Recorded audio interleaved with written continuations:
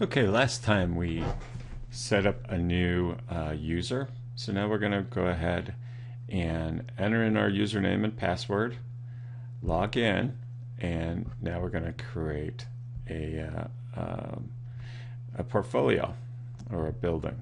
So we access our portfolios where we click. They're always updating information on Portfolio Manager, so it's good to look at it and see what's going on. But okay, so we're going to access our portfolio. You can see right from the very beginning we have a sample facility. They just automatically put in there. We can delete that later. But right now we want to start with adding a property. And the type of property, you can read through here, but we're going to say it is a single facility of which my organization owns or manages 90%. That's probably pretty typical. We continue on. And type of facility, single facility, yes, we own it. Or is it owned by the federal government? We're going to say no, it's not owned by the federal government. The facility name is, we're going to call it high school.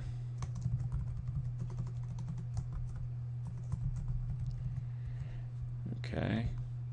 And the address is going to be 1 Main Street. The city is going to be Stowe, Ohio. And you can see the asterisks here. These are the things you have to fill in.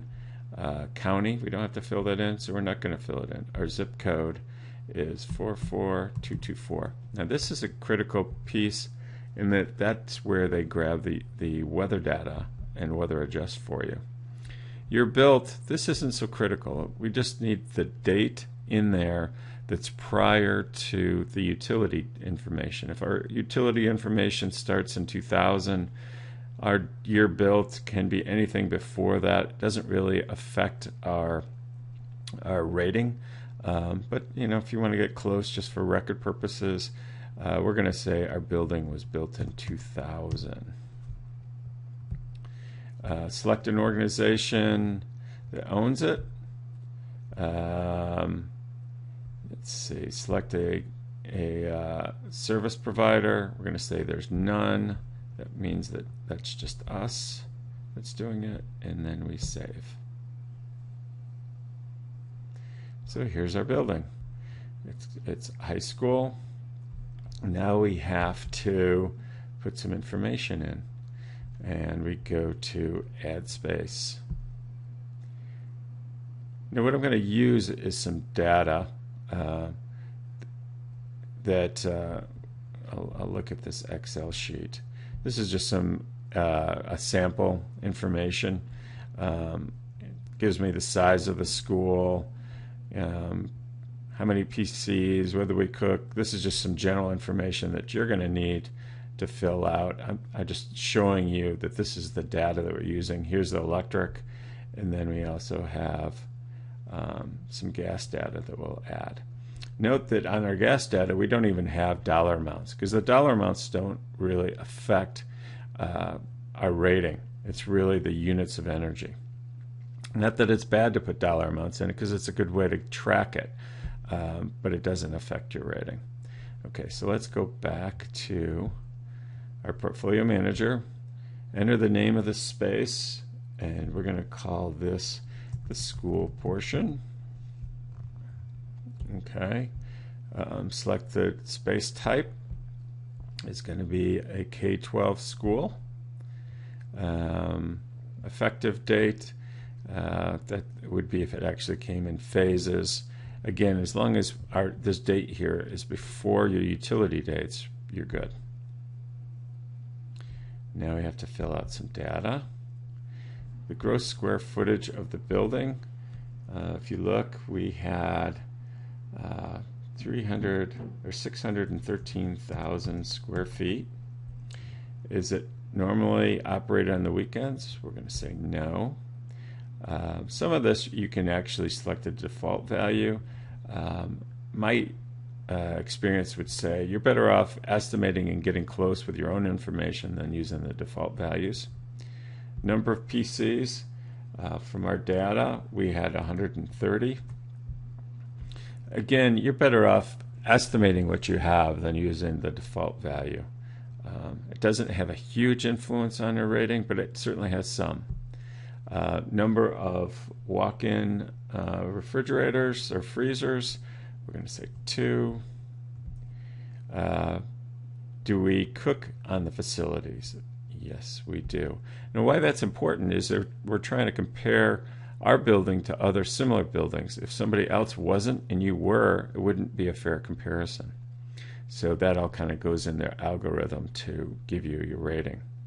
Percentage of gross floor that's cooled, 90%. Now you don't have to spend, get your protractor out and measure every square foot. We're trying to get in big quantities. Is it 100%, 90, 80, 70? Is it heated? Yes, we have 100% heated. Is this building a high school? And we're going to say yes, because if it's high school, you want to compare yourself to other high schools and not just like maybe an elementary school that wouldn't have as much plug load density or what have you. Optional information, we don't need to put that in, so we're going to say save.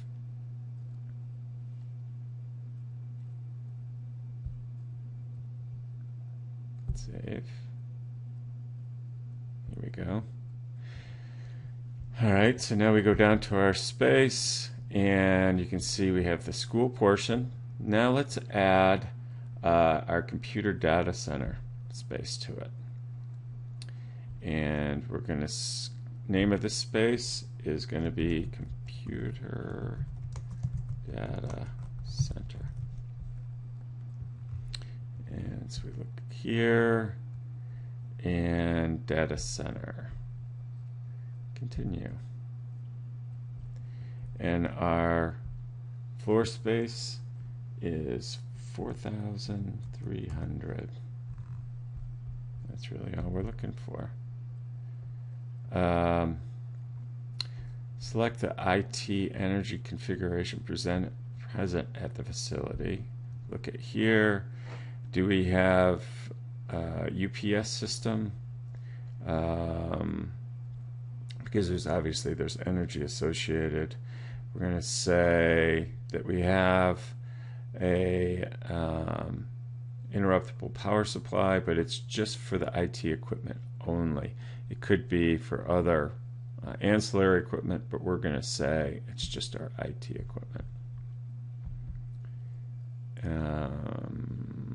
And then I think that's it. We could add a meter if it was on a separate meter, but we're going to say it's all the same. Save. Okay, so now we look down here and you can see we have computer data, and then we have the school square footage. There we go. And you can see 99% of the total square footage is school, 1% is data center. So now we got to add some utility data. We're going to do that in our next video. So we'll see you in a minute.